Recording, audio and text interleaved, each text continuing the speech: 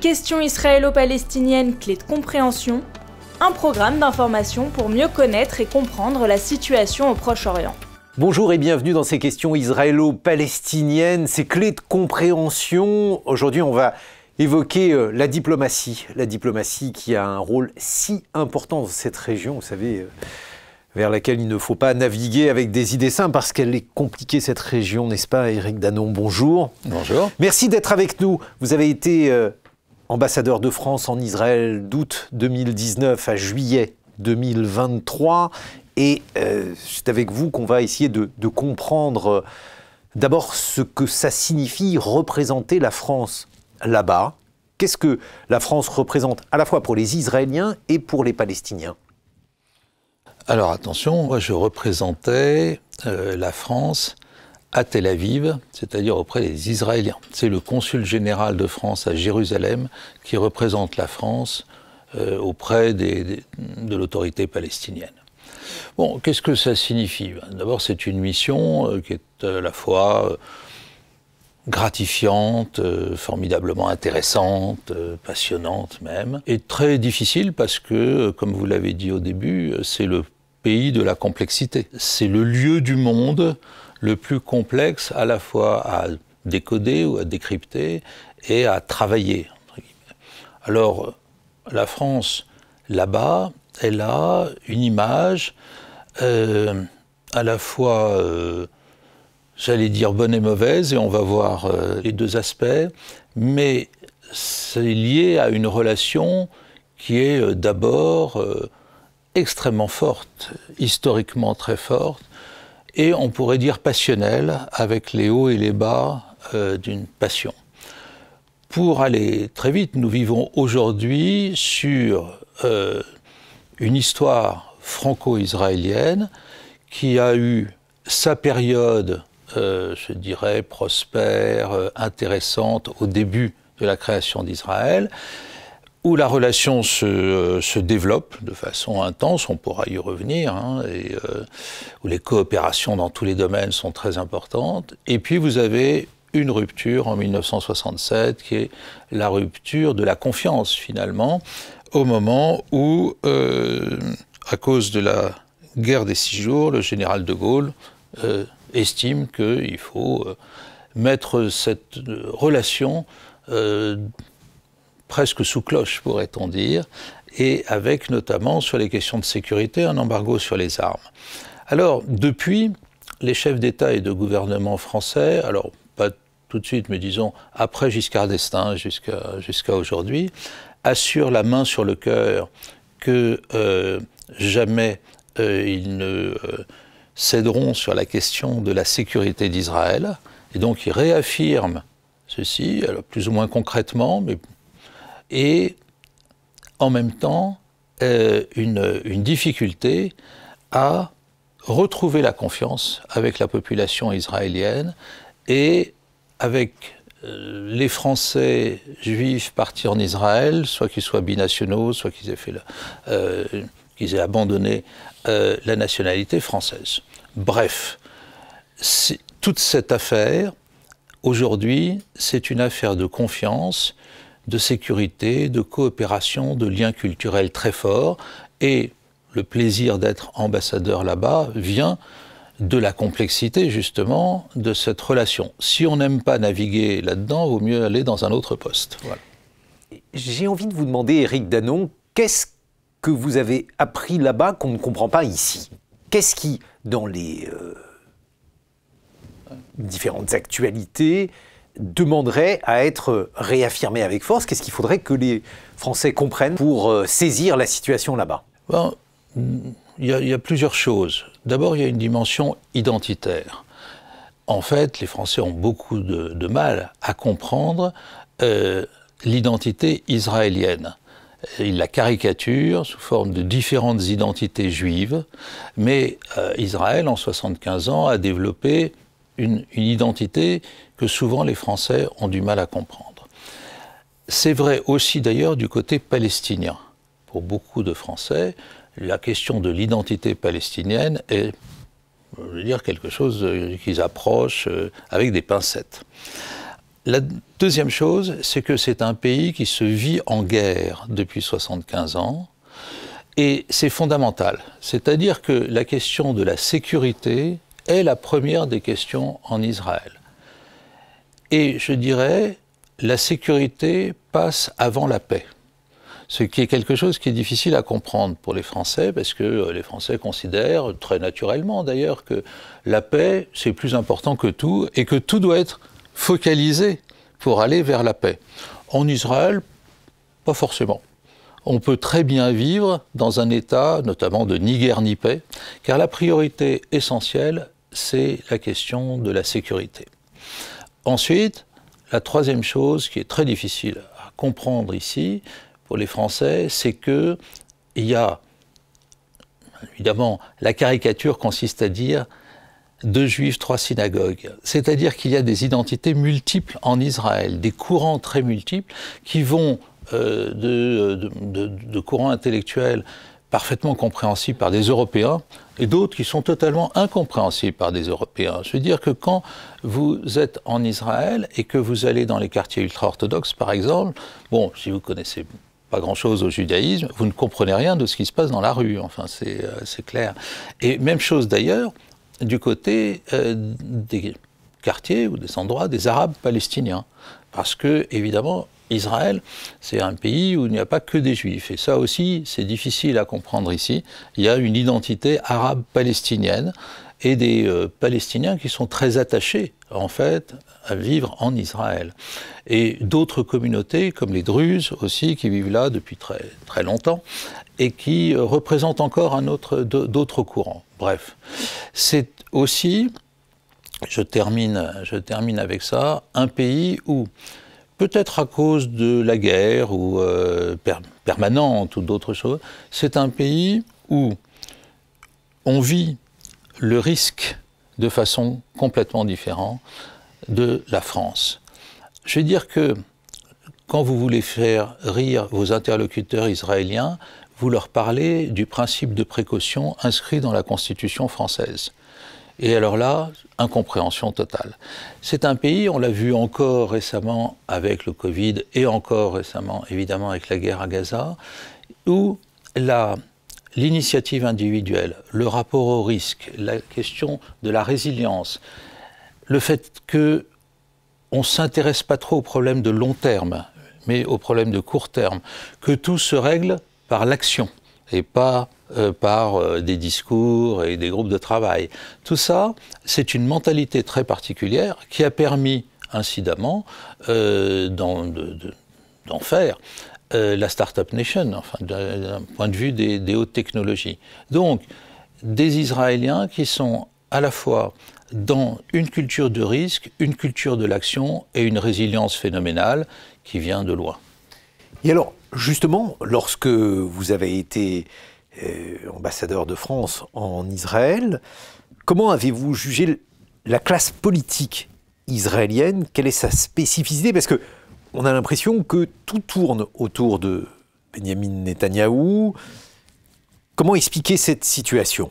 Ça aussi, ça vient de loin. Alors d'abord, c'est un système démocratique à la proportionnelle qui essaye, depuis qu'Israël est créé, de refléter toutes les tendances de la société.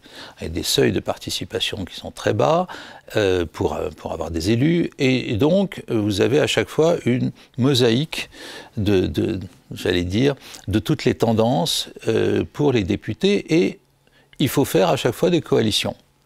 Alors, voilà, on connaît les difficultés et les avantages de la proportionnelle. Les avantages, c'est que ça représente bien la société. L'inconvénient, c'est que c'est une bataille permanente pour trouver la bonne coalition qui va permettre de bien fonctionner.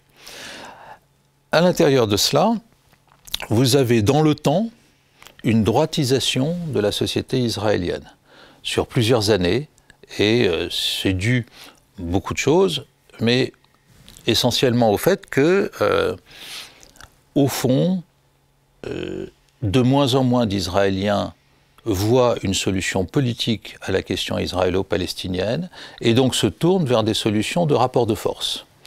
Donc une droitisation, et en même temps, comme le politique n'a pas trouvé les solutions qu'il fallait aux problèmes en cours, une montée du religieux. C'est bien connu, lorsque le politique tente à échouer devant des problèmes fondamentaux, structurels, existentiels, comme on dit, ben c'est le religieux qui vient le remplacer progressivement, y compris d'ailleurs pour des raisons démographiques. Donc vous avez à la fois une droitisation de la société, une radicalisation politique et une radicalisation religieuse.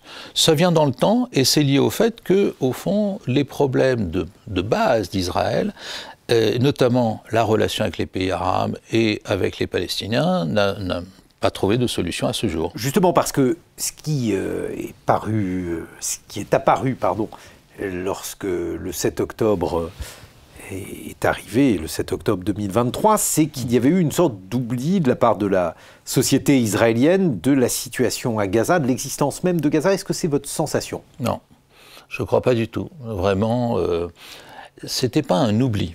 C'était l'idée que c'était plus ou moins sous contrôle. Parce qu'il faut bien voir que les Israéliens, ils sont partis de Gaza depuis 2005, mais ils savent que c'est là.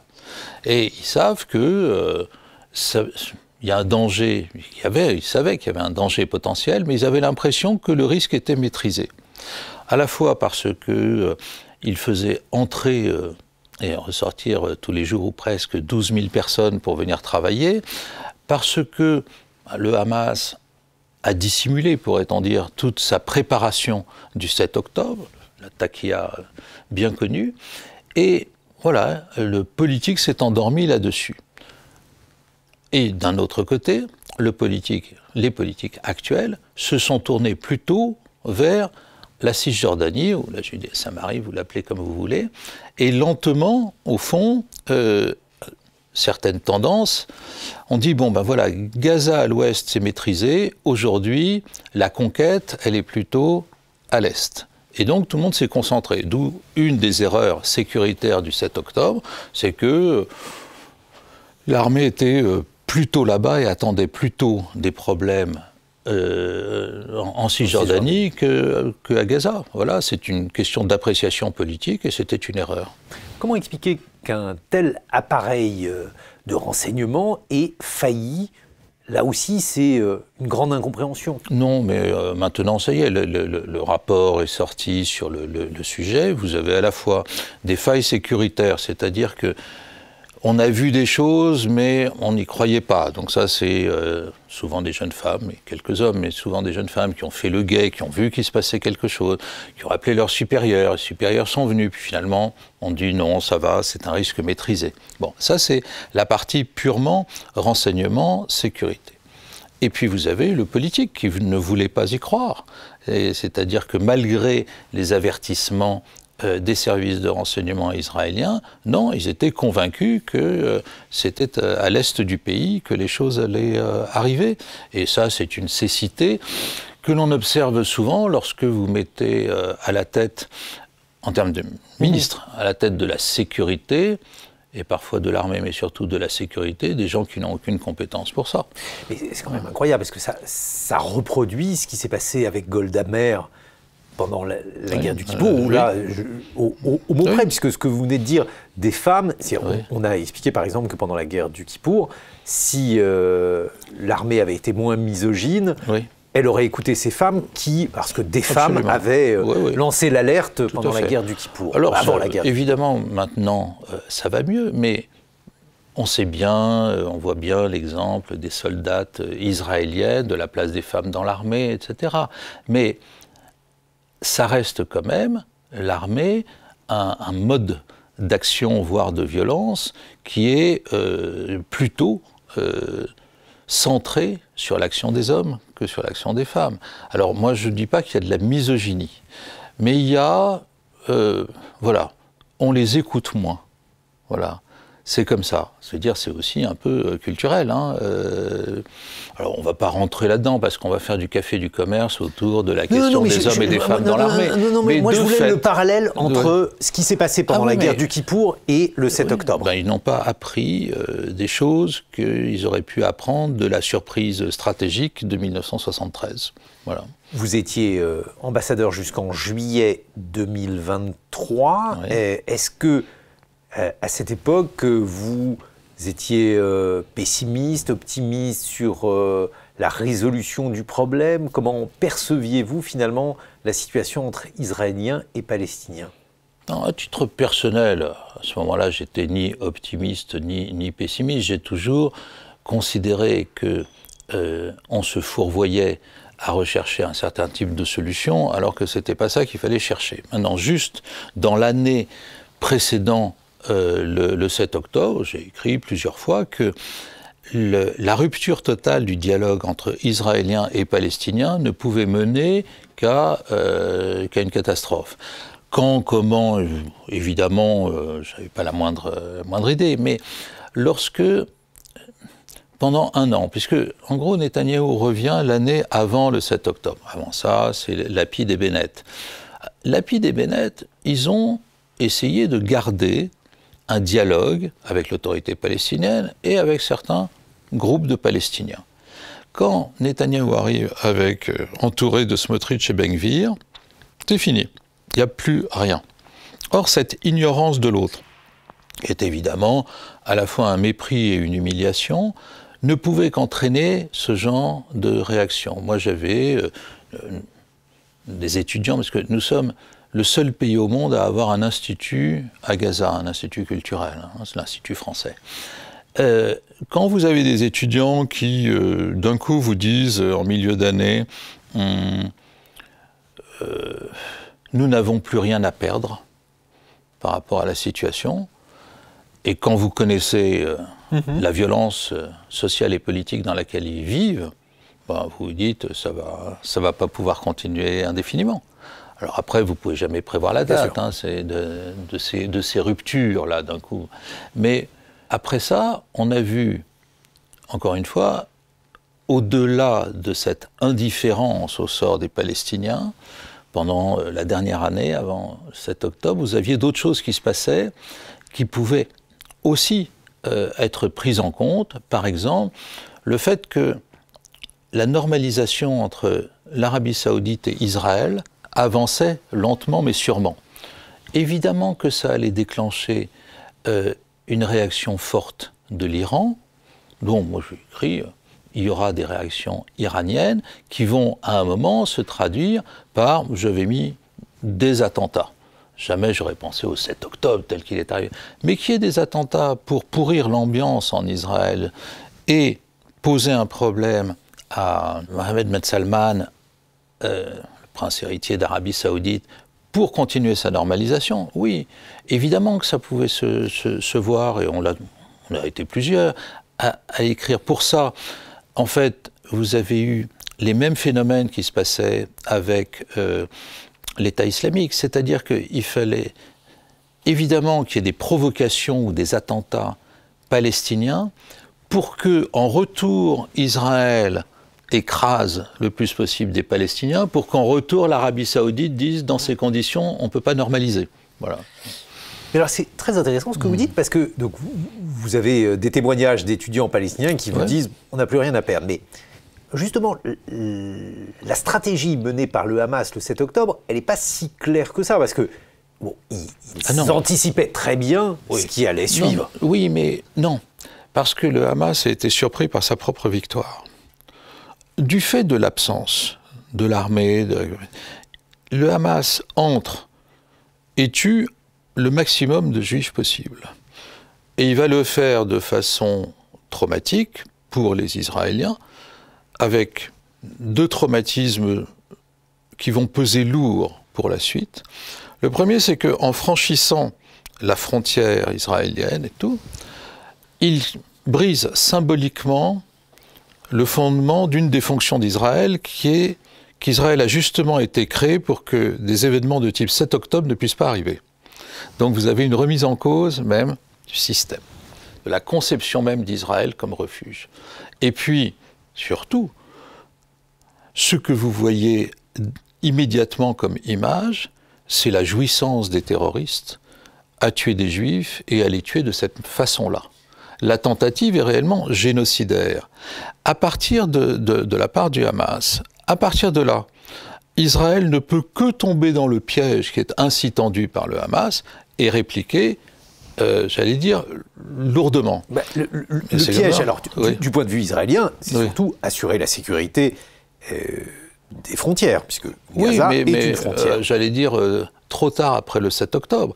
Donc, ça n'est plus assurer la sécurité des frontières, c'est aller au-delà, car le Hamas a créé le 7 octobre des traumatismes dont la réponse ne peut pas être simplement comme si un type avait pris un couteau et tué quelqu'un à Jérusalem. On va bien plus loin que ça.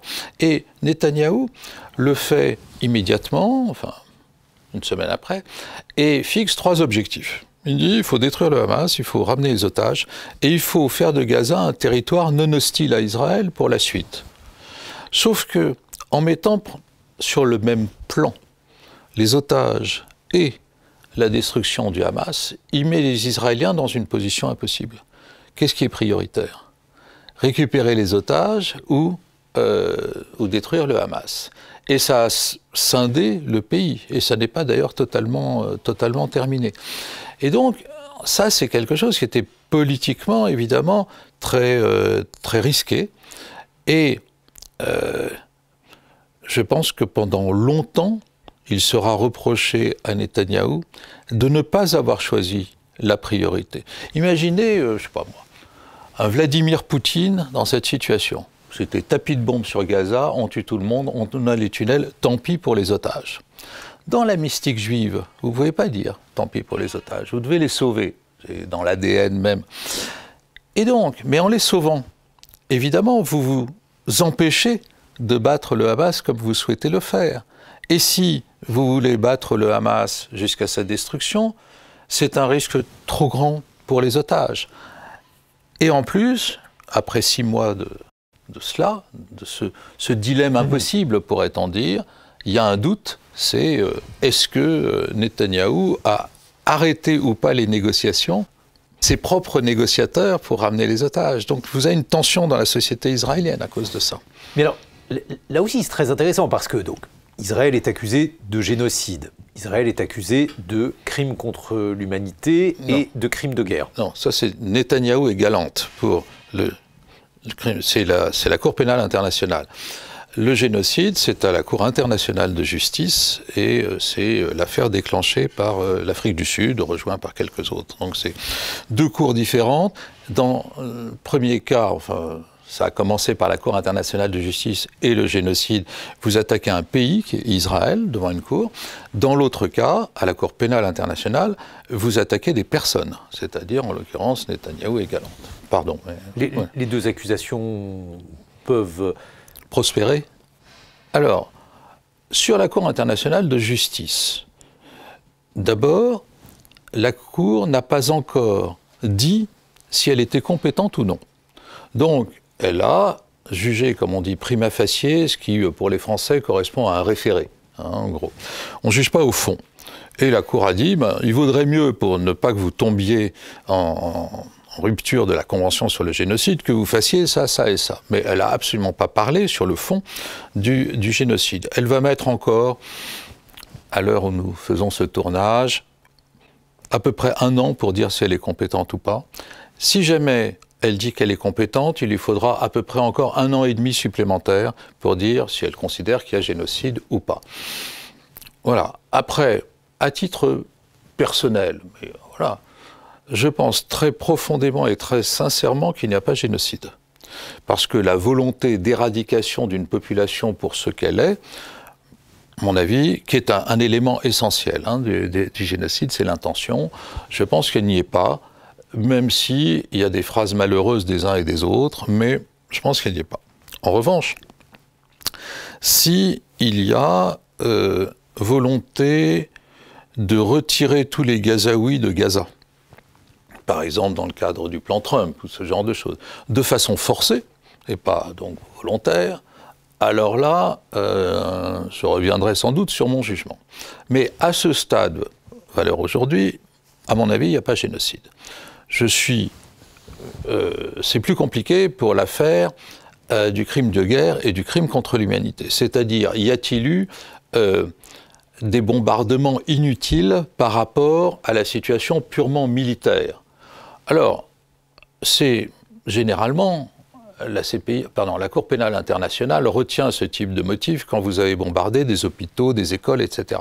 Mais il y aura bien sûr une ambiguïté si le Hamas a utilisé des boucliers humains, les hôpitaux, les écoles pour se cacher, quoi. Et à ce moment-là, le bombardement n'est pas plus permis en droit international, mais la Cour pénale internationale, par rapport à Netanyahou et Galante, va avoir beaucoup de fil à retordre. Les privations de nourriture.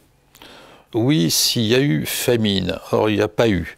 Donc, vous avez effectivement, normalement, comme arme de guerre, vous n'avez pas le droit de vous servir de ce genre de choses, la nourriture, etc., de façon excessive. Ça ne tiendra pas, à mon avis. Ça a été un motif clé pour le procureur de la CPI pour mettre Netanyahou et Galante en accusation et donc avec un mandat d'arrêt international. Je pense qu'il devra s'appuyer sur d'autres motifs que le motif de la nourriture pour arriver à obtenir des résultats. Cela étant, je pense qu'il n'obtiendra aucun résultat. Je pense que la Cour pénale internationale va voir ses jours comptés. Parce que le procureur, Karim Khan, à mon avis, commis une erreur, mais ça peut se discuter à l'infini. Il a fait mettre en examen par la Cour des personnes, des chefs d'État et de gouvernement, et des ministres qui étaient, pendant le conflit. Et pendant le conflit, ce qui était déjà arrivé pour l'ex-Yougoslavie, peu importe, mais c'est très compliqué parce que, prenez par exemple Poutine et Zelensky. Vous faites quoi si dans 3 mois, ils se serrent la main et ils disent la guerre est finie, alors que Poutine est sous mandat de la Cour.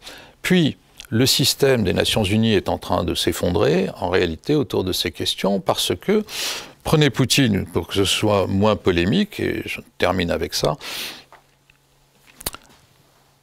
il a un mandat d'arrêt international. Il va en Mongolie, pays qui est parti au statut de Rome. Il n'est pas arrêté. Vous pensez bien que le Mongol, coincé entre le Russe et le Chinois, il ne va pas arrêter Poutine. Ce n'est pas le plus grave.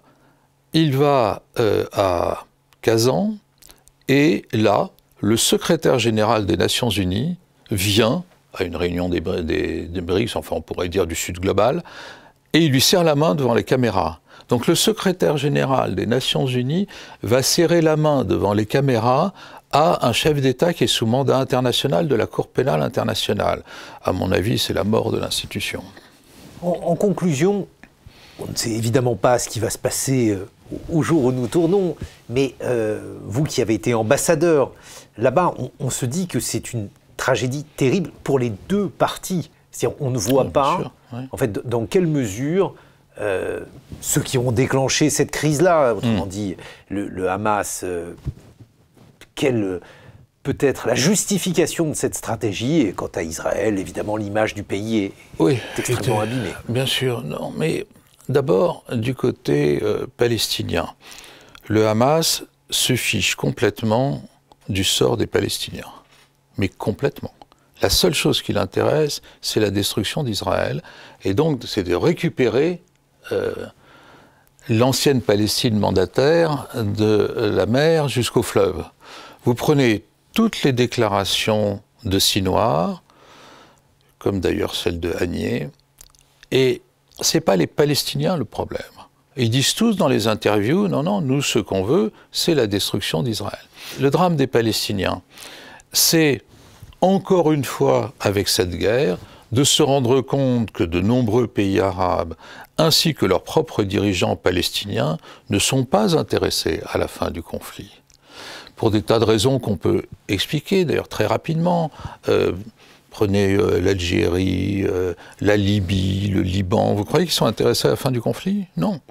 Pourquoi? Parce que la cause palestinienne est une cause qui leur sert en politique intérieure, et parce que la cause palestinienne, c'est ce qui leur permet de faire bloc face à Israël, à la Ligue arabe. Donc ça, un des traumatismes des Palestiniens aujourd'hui, le premier étant évidemment, c'est tout ce qu'ils ont pris comme bombe sur la figure, bien entendu.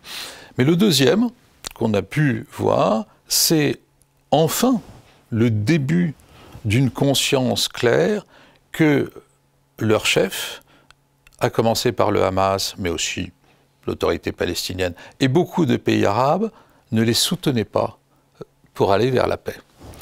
Ça, c'est côté palestinien. Côté israélien, c'est un peu plus compliqué que cela. Parce que vous aviez, avant le 7 octobre, une majorité de gens qui étaient prêts à échanger des territoires contre la paix. Donc, on peut vivre avec les Palestiniens. Vous étiez dans un rapport de 70%, 30%, mais attention, les 30% qui ne voulaient pas vivre avec les Palestiniens, c'est les plus violents. C'est ceux qui ont tué Yitzhak Rabin. Donc ceux-là, il n'y a pas de concession possible. Mais aujourd'hui, je pense que vous avez plus d'un Israélien sur deux qui veut plus vivre avec un État palestinien à côté, c'est fini. Ils nous ont fait trop de mal, donc c'est ça qui va être éventuellement difficile à remettre sur pied, et donc, pour le moment, il n'y a pas de solution. On voit bien, alors plusieurs choses. Un, vous ne pouvez pas donner le pouvoir aux Palestiniens en face des Israéliens. Aujourd'hui, le rapport de force est tellement bon. Et deux, vous n'avez pas de Palestiniens capables de gouverner leur pays aujourd'hui dans de bonnes conditions. Donc, vous devez avoir une médiation et une période de transition pour remettre les uns et les autres dans une meilleure disposition d'esprit. Mais ça vaut surtout pour les Palestiniens. Vous voyez bien qu'à Gaza, les enfants ont tous été, pardon l'expression, shootés à la haine depuis le début. Ils n'ont vécu que ça, ils ne connaissent que ça. Et ça va prendre du temps pour échanger. Et pour que ça change, c'est pas les rodomontades de Trump ou d'un autre. Il faut que ce soit les pays arabes qui prennent ça en charge, à commencer par l'Arabie Saoudite, qui est à peu près le seul pays qui a envie de s'occuper des Palestiniens réellement. Après, il y a aussi des efforts à faire du côté israélien. Pourquoi? Mais parce qu'ils ne voient pas le bout de ça. Ce qui est quand même un peu compliqué. Netanyahou est un animal politique exceptionnel dans l'histoire d'Israël. Il a une très claire conscience des rapports de force politiques, à la fois en interne et à l'extérieur. Mais il n'a pas de solution politique. Vous n'avez pas de solution politique chez Netanyahou. Donc le leader israélien ne sait pas comment sortir de ça, sauf en espérant des solutions radicales à la Trump ou ce genre de choses. Donc, aujourd'hui, même pour les Israéliens, le fait d'avoir un leadership qui ne leur dit pas « voilà comment nous allons vivre avec » et qui leur dit, qui laisse Trump dire « voilà comment nous allons vivre sans », eh bien, ça ne règle absolument rien du problème. Donc, vous avez des déchirures à l'intérieur d'Israël. Non seulement l'image s'est dégradée, bon ça c'est autre chose, mais l'image se dégrade à l'intérieur même, c'est-à-dire que aujourd'hui, on estime que près de la moitié de la population israélienne est en nécessité d'une assistance psychologique à partir de ce qui s'est fait le 7 octobre, et parce qu'il n'y a pas de perspective. Israël a toujours eu une perspective de sortie de crise à l'intérieur d'un débat politique extrêmement dur mais fécond. Aujourd'hui, il n'y a plus ce débat, donc il n'y a pas d'espoir suffisant pour aller de l'avant. Merci beaucoup, Éric Danon, ancien ambassadeur de France en Israël. À très bientôt pour Questions israélo-palestiniennes, clé de compréhension.